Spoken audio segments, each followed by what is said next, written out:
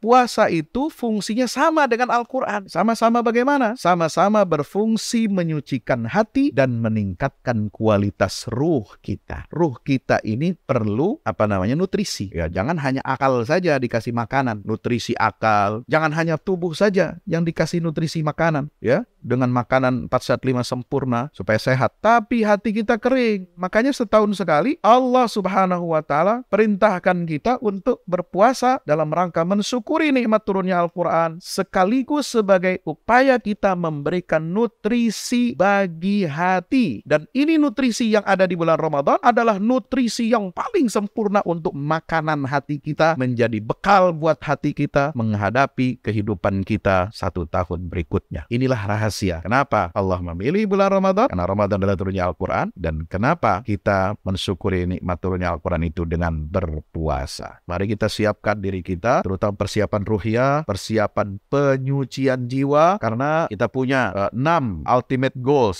1, pembentukan karakter takwa. Yang kedua, penguatan visi Quran dalam kehidupan muslim, karena itu merevolusi kebiasaan-kebiasaan buruk kita, jahiliyah, diganti dengan sistem syariat yang suci dari Allah Subhanahu wa Ta'ala. Melatih kesabaran, ya, sabar dia menahan diri, sabar dia menahan godaan, sabar dia mendapatkan perilaku-perilaku yang tidak baik dari orang lain. Kemudian yang keempat, melatih kedisiplinan kita. Hidup kita disiplin. Bahkan sebelum maghrib saja kita sudah siap-siap di meja untuk menyantap hidangan buka puasa. Bahkan sebelum subuh, yang biasanya tidak bangun subuh, sebelum subuh sudah bangun, sudah sahur, persiapan. Pergi ke masjid. Alhamdulillah, ini nikmat dari Allah Subhanahu wa Ta'ala. Yang ini harus kita jaga. Kesempatan ini harus kita manfaatkan dengan sebaik-baiknya. Yang kelima adalah kepedulian sosial. Kita harus tumbuhkan di bulan suci Ramadan. Dan yang terakhir, Allah berikan pahala atau piala yang istimewa khusus bagi orang-orang pilihan di bulan Ramadan. Itu apa? Lailatul Qadar. Maknanya memakmurkan usia kita. Bagaimana hidup kita yang singkat ini, umat Rasulullah, tidak seperti umat terdahulu yang hidupnya usianya ratusan tahun. Usia kita yang singkat ini bisa setara sama dengan mereka. Caranya bagaimana? Inilah yang menjadi asbab nuzul surat